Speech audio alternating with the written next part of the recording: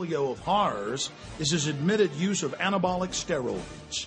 Anabolic steroids, especially heavy use, can permanently change one's psychological makeup.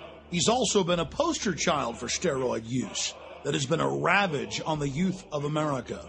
But being a bad role model is nothing compared to the psychological effects that include mania, roid rage, extreme aggression, delusions of grandeur. This is what testosterone and its derivatives cause. It's in the medical handbooks. So let's look at this again. An individual who says he wants to be a dictator, who reportedly hands out recordings of Adolf Hitler's speeches, who openly promotes admitted Nazis like Kurt Waldheim after they're exposed as Nazis and doesn't apologize about it, now wants to be our president. And he's taken a drug that can permanently alter the chemistry of the brain, making you domineering and aggressive and delusional. We're talking about Arnold Schwarzenegger being positioned to be president of the United States, in control of all of our military forces. Think about this compromised individual. In control of our B-2 bombers, our nuclear submarines, our nuclear missiles, our Air Force, our Army, our Navy, everything. You put that together with the police in black uniforms, the ski mask, the Patriot Act. It's a nightmare. And we have the very same elite that tried to bring Hitler to power now pushing Schwarzenegger. It's up to you, America. You better research these facts for yourself and take action to defend our republic from enemies foreign and domestic. In the battle for our liberties and freedoms and our children's future, it's going to be reality, not illusion, is going to save this country. If we believe the propaganda and the slick packaging, we are going to go into the Fourth Reich of the New World Order. Schwarzenegger and his controllers are counting on you to not take action, to not inform yourself and others, to not stand up against this insane action that they're taking against us, trying to put some foreigner from Austria who says he wants to be a dictator and in control of this country. And in spite of the attack on our homeland, on our homeland, on our homeland, on our homeland. Schwarzenegger has the nerve to call America his homeland. By definition, your homeland is the country where you were born. And that country for you, Arnold, is Austria, of the Black Eagle and Lederhosen, where your father was an SS officer, where your mother, when he died, married another top SS officer.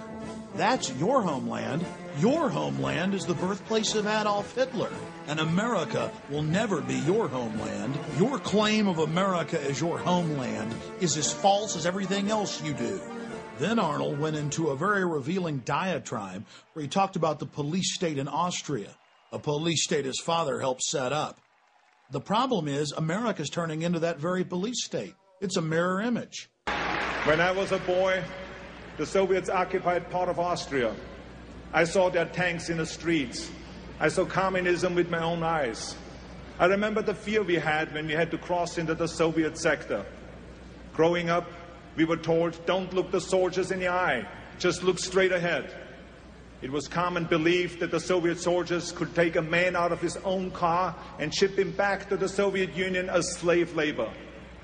Now, my family didn't have a car, but one day we were in my uncle's car. It was near dark as we came to the Soviet checkpoint. I was a little boy. I was not an action hero back then.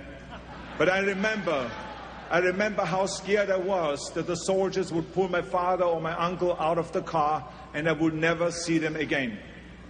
My family and so many others lived in fear of the Soviet boot. Well, Arnold, now America imprisons more people than any other country on the face of the earth. And American children grow up in the high-tech police state that your masters have built. After winning the rigged election against his cousin John Kerry, Bush said that he had political capital. He went on to explain that that meant he could do whatever he wanted to.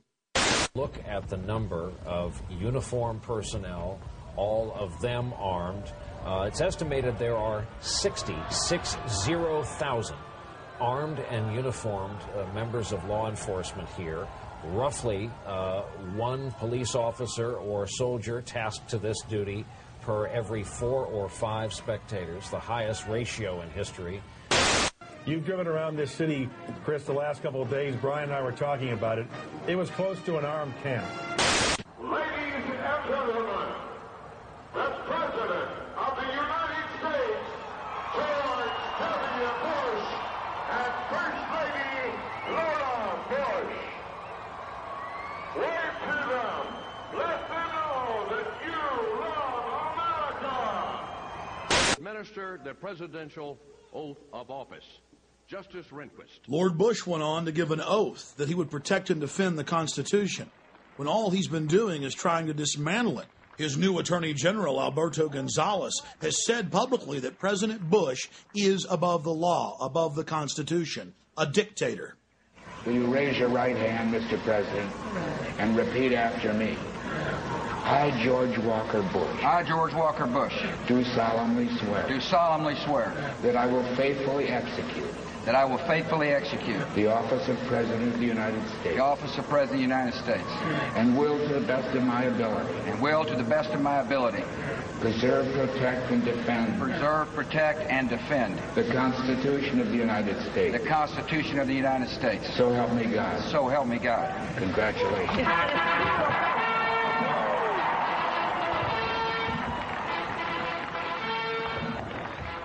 So let's look at what Bush has actually done to the Constitution and Bill of Rights since getting into office.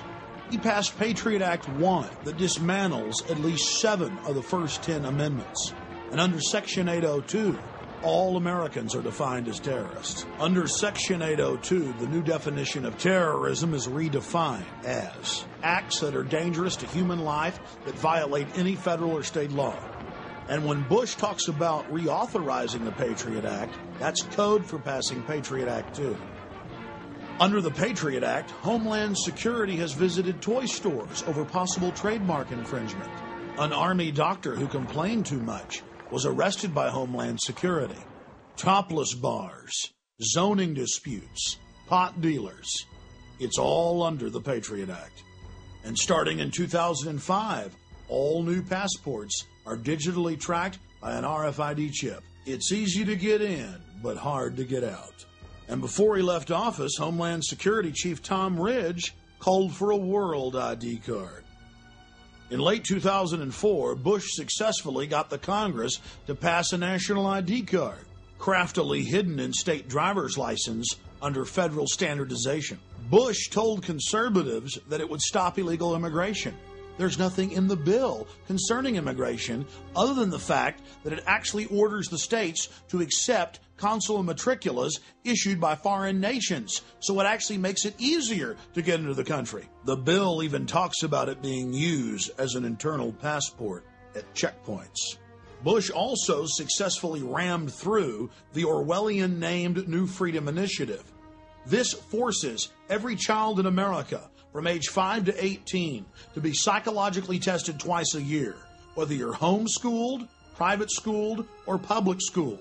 The guidelines for mental illness were written by a consortium of drug companies. And in their own internal documents, they bragged that they'll go from 15% of American children on psychotropic drugs and Ritalin to over 50%. The law states that without parental consent, while your child is at school, they will be forcibly tested. And Illinois is already jumping ahead. They're saying they're going to start forcibly testing all pregnant women. This is the type of nightmare that only Joseph Stalin could dream of. But our government is making it a reality. But if you look at foster children in America, over 2/3 of them are on psychotropic drugs. That's what happens when the state has control. 2/3 on drugs. Well, I guess that's the new freedom. The federal government has spent billions and billions of dollars putting up cameras across the nation, except for our borders.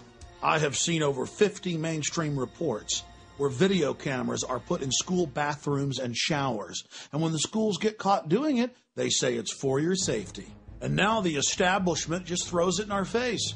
Prepare to be scanned. We track you with your cell phones. We're putting cameras up on the street corners that read all your license plates and track everywhere you go. And we're going to tax you with these new cameras. We're going to put satellite tracker boxes in all your cars and